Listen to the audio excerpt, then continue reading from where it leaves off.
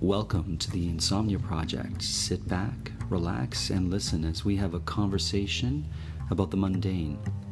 One thing we can promise is that our conversation will be less than fascinating, so you can feel free to drift off. Thank you for joining us. We hope you will listen and sleep. I'm your host, Marco Timpano. And I'm your co-host, Nidhi Khanna.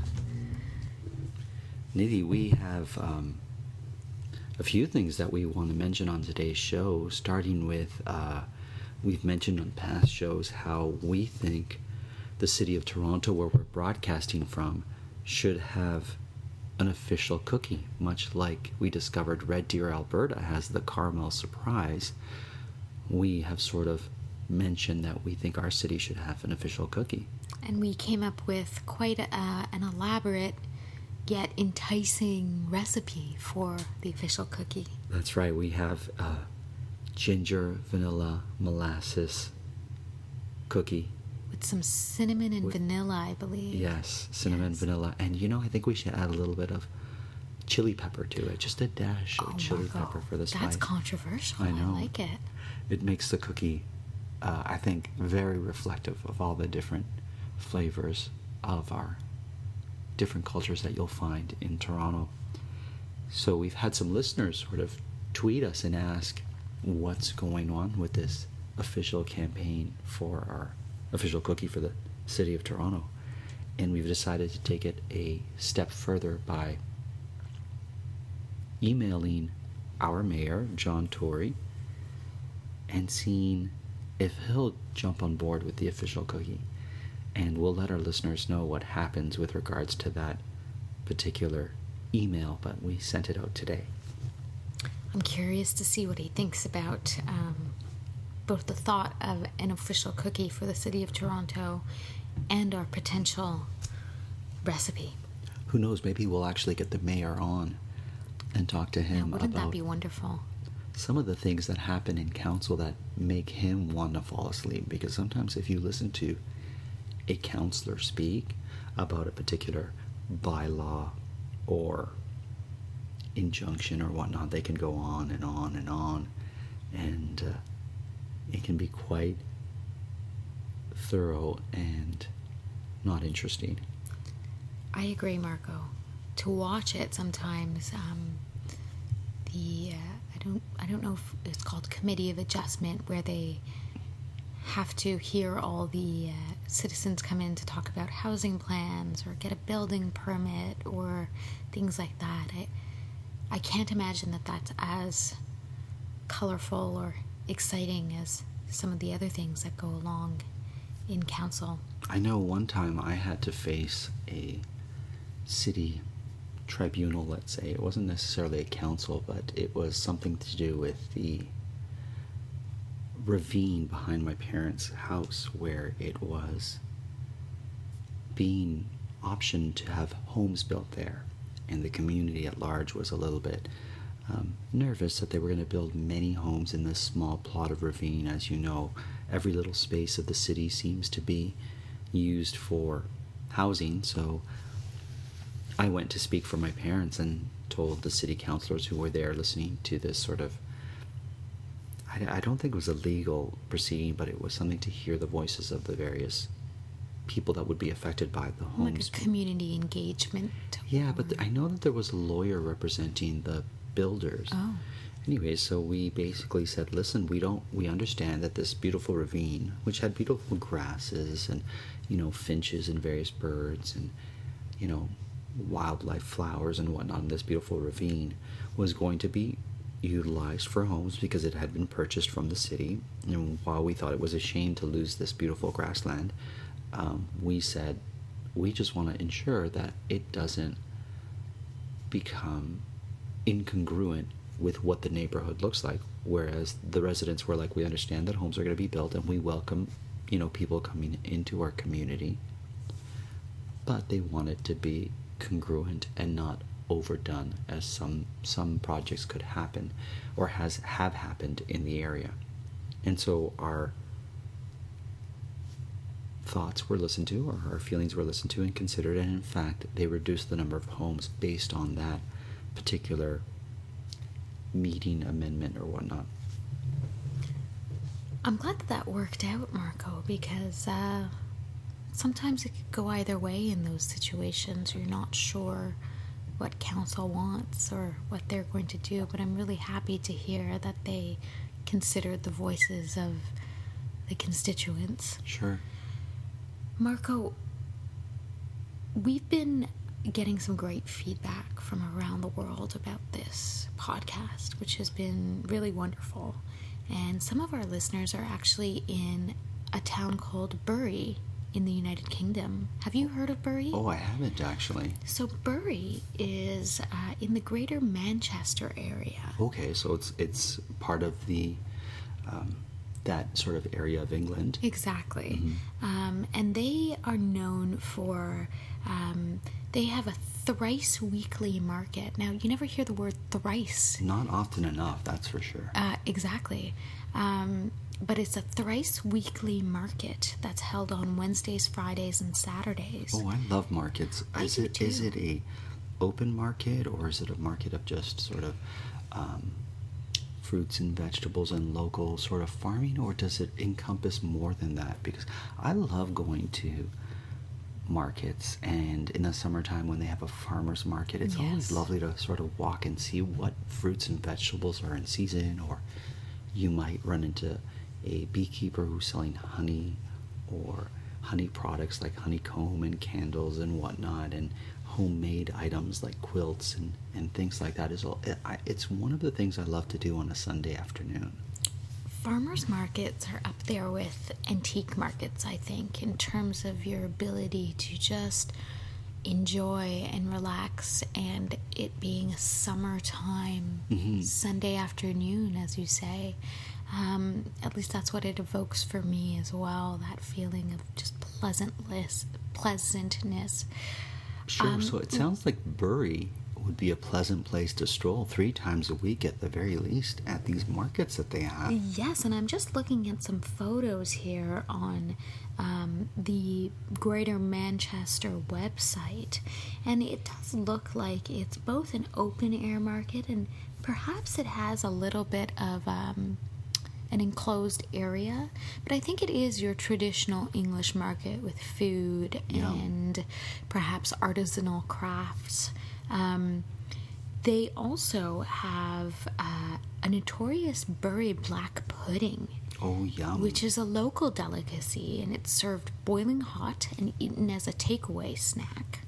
I believe takeaway or have you ever had black pudding, Marco? I have in the past, yes. What do you think about black pudding? It's interesting because I can understand how the thought of having black pudding could be off-putting for people, but once you get over that sort of, thought, because they use pork blood, if I'm not mistaken, when you're making a black pudding, once you get over the fact that, there's an item that you eat. Now, if you eat meat, I see nothing wrong with eating the entire animal or as much of the animal as possible and not wasting any of that animal, and pork blood is part of it as well. And I've had it in sausages and in puddings and whatnot, and it's actually quite lovely.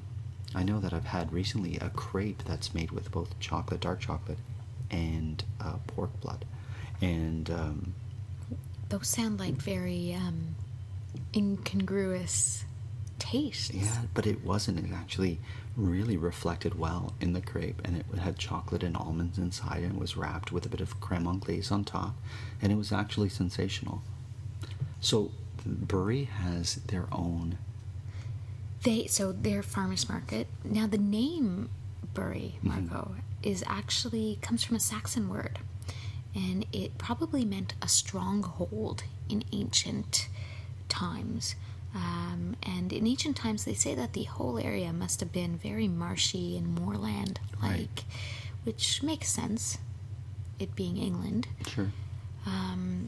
They also have Sir Robert Peel, who is a prime minister, who has a monument there. Well, there you go. And he actually was also the founder of the Metropolitan Police Force.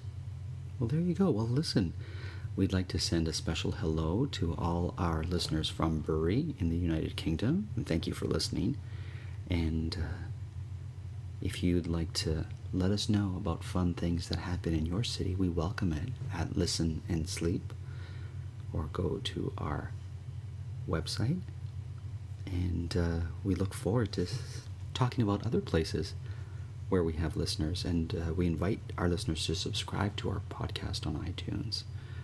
We've had a couple of subscribers, and it's always nice to know that there are people who are looking forward to the next episode. I was walking by a construction site yesterday, and I noticed that there was a concrete mixer. That's very typical of a construction site, is it not? It's true. Depending on what's happening, whether they're retarring or repaving the road, you'll see different things that will, the thing that sort of boils the tar or keeps the tar warm. Right. This particular construction site was building, I want to say condos, but large buildings anyways, and they had a couple of concrete mixers. And I was thinking to myself, I remember mixing concrete for various projects that we would have in the home as a child. Have you ever had contact with concrete or mixed any concrete? I have not mixed concrete. I don't even think I know the recipe for mixing concrete. I imagine there's...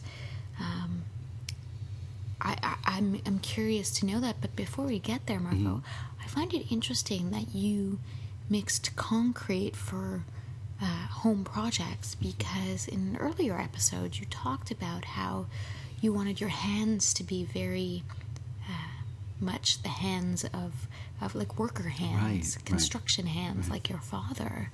And it seems that if you have experience mixing concrete, that you do have those hands.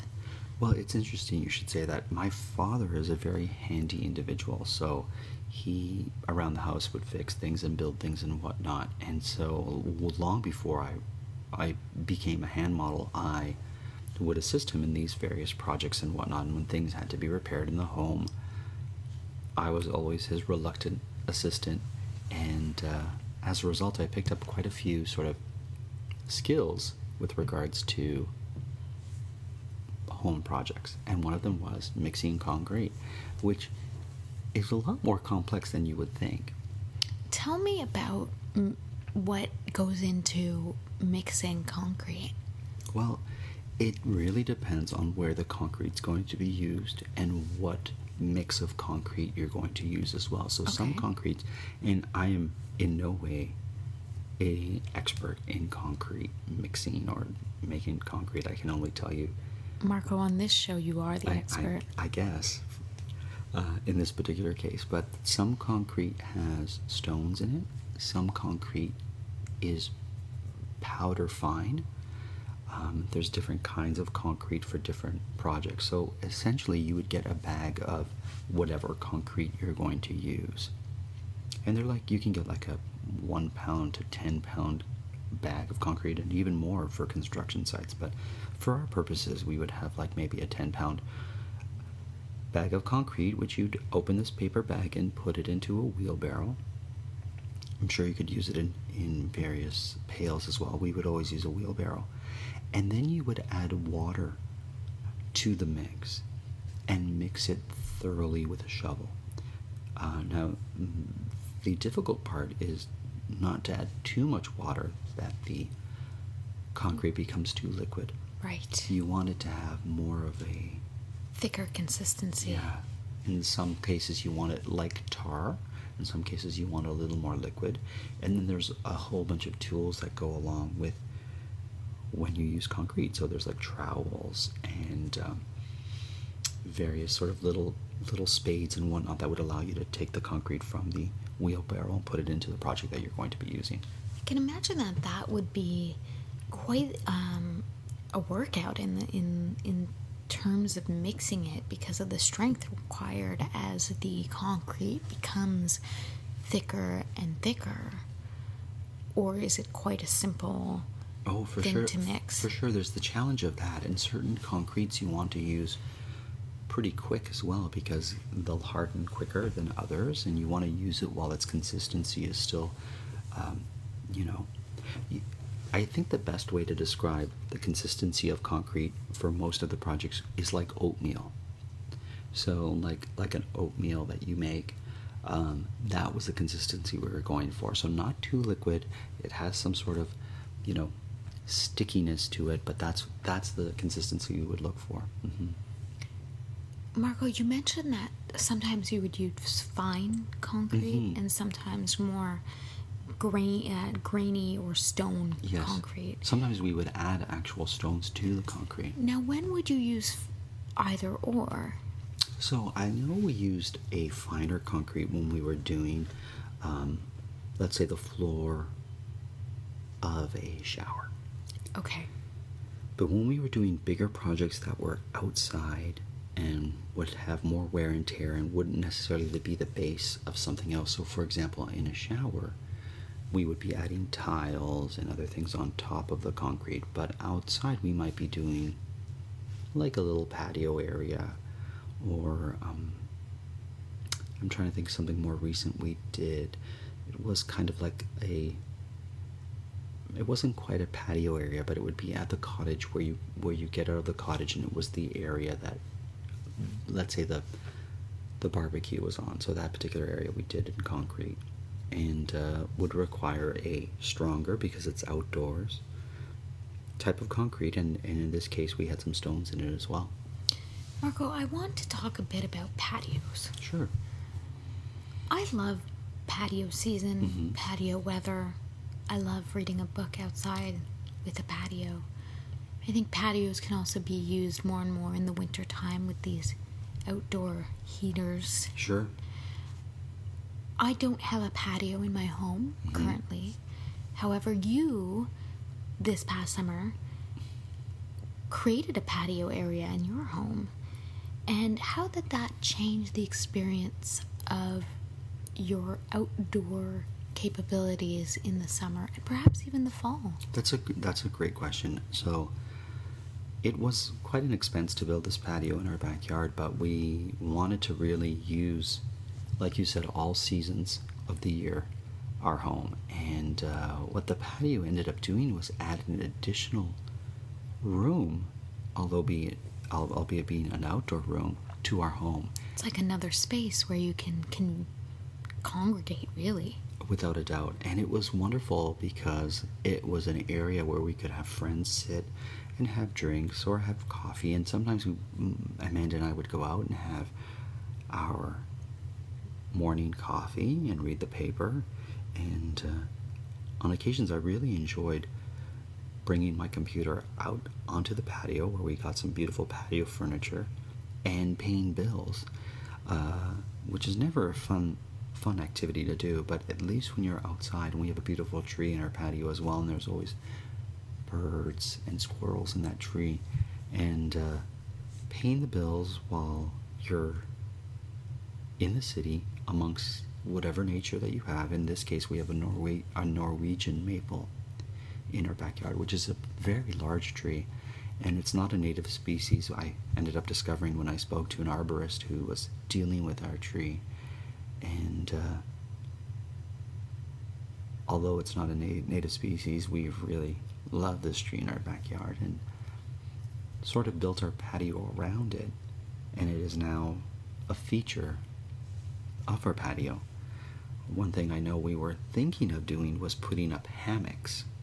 Now that would be quite an idea, because hammocks in patios are not seen too often. However, I believe they are very integral to a patio experience, or can be if used correctly. Oh, for sure. I think the one thing about a patio is that, the one thing about hammocks is that you need two strong structures to support the patio. So it would be two trees or two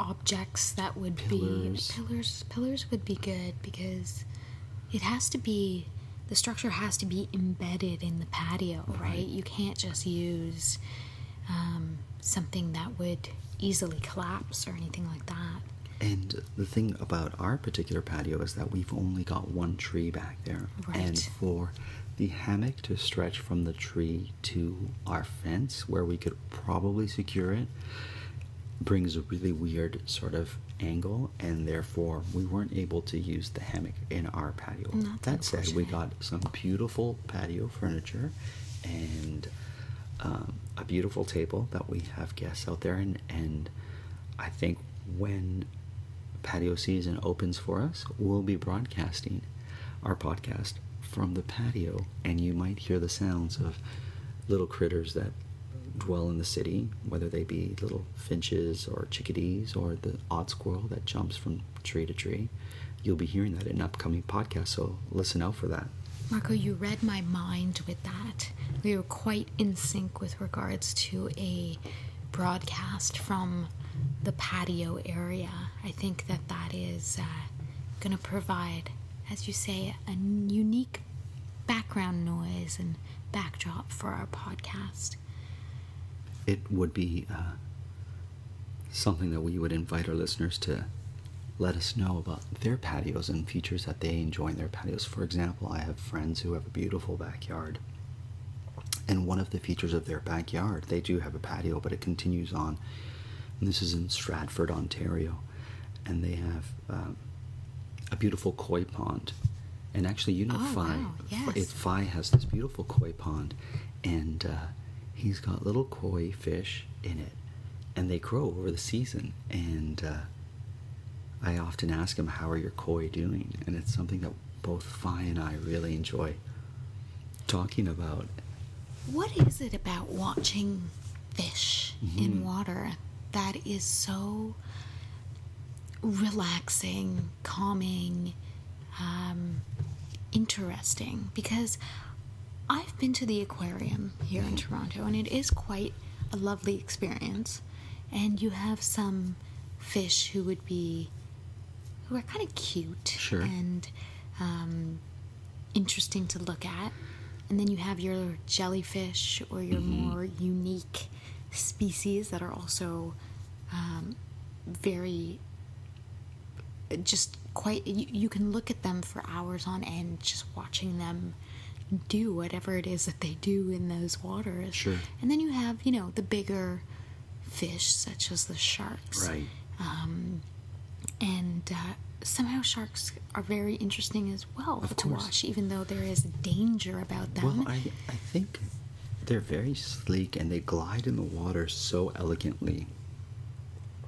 And I think whenever you look at water and moving water and things that move in water, it does have a hypnotic effect. It does. And especially when you see interesting creatures like various fish that you would see in an aquarium. I know from the perspective of looking at koi, you're looking at them from above, and so you can really see the patterns in which they swim. Each koi looks very different. Some have speckles, some are completely golden or orange in color, and their tails can often be very fancy. And so watching fish swim, whether it be jellyfish that sort of go back and forth and move very slowly, to a tiger shark that may be in a large aquarium that gracefully and cunningly moves through the water, it can have quite a hypnotic effect, and it could have a beautiful delight to your eyes. At least it does for me. And that's why I love seeing water and wildlife. I agree. I find that the ability to even see fish in a smaller at-home aquarium can be quite calming. I used to have freshwater fish aquariums, and I used to love that. Did you? You know, various things from little tetras, the ones that have neon colors to them, to angelfish and little sharks in the tank that sort of clean. They're like bottom dwellers that clean sort of the base of the tank and algae that grows. It was something that I really enjoyed as a child. Well, Marco, if any of our listeners have some tales with fish that they would like to talk to us about or let us know about, we can be reached at Listen and Sleep. And as usual, we are broadcasting today from Toronto, and we are thrilled and so thankful for the support that we have with this podcast from all different places in the world. So thank you to our listeners. And we hope you will subscribe and let us know what you'd like to hear us talk about on future episodes of the Insomnia Project.